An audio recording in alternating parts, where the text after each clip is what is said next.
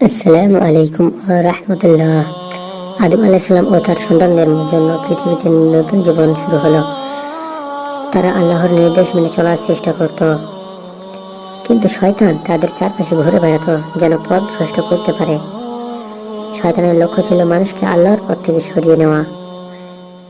সে নানা প্রলোভন দেখিয়ে মানুষের মনে সন্দেহ সৃষ্টি করত।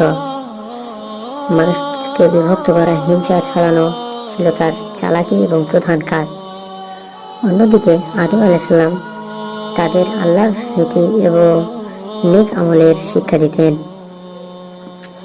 তিনি সন্তানদের বলতেন, শয়তান তোমার প্রকাশ্য শত্রু, তার ফাঁদে পড়ো না। নতুন প্রজন্ম কৃষি, পশুপালন ও জীবিকার কাজে অভ্যস্ত হলো। তারা পরিবার গঠন করতে শুরু করলো, আল্লাহর ইবাদতে মগ্ন থাকলো। সমাজে ভ্রাতৃত্ব ও সহযোগিতা গড়ে উঠল। কিন্তু শয়তান এ ঐক্য ভাঙতে লাগলো, মানুষের মনে অহংকার ঢুকিয়ে দিল।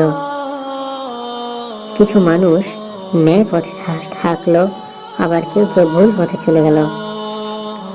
এভাবেই পৃথিবীতে প্রথম সৎ ও অসৎ পথের বিভাজন দেখা দিল। আল্লাহ মানুষকে স্বাধীন ইচ্ছা শক্তি দিলেন, ভালো বা মন্দ বেছে নেওয়ার সুযোগও দিলেন।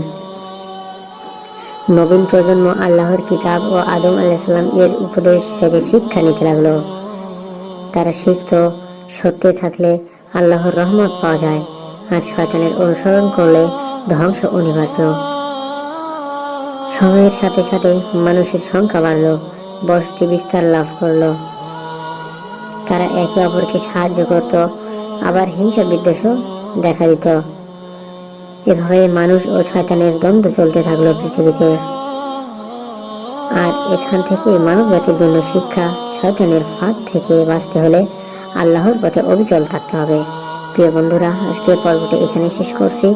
পরবর্তী পর্ব দেখতে চ্যানেলটিকে সাবস্ক্রাইব করে রাখুন।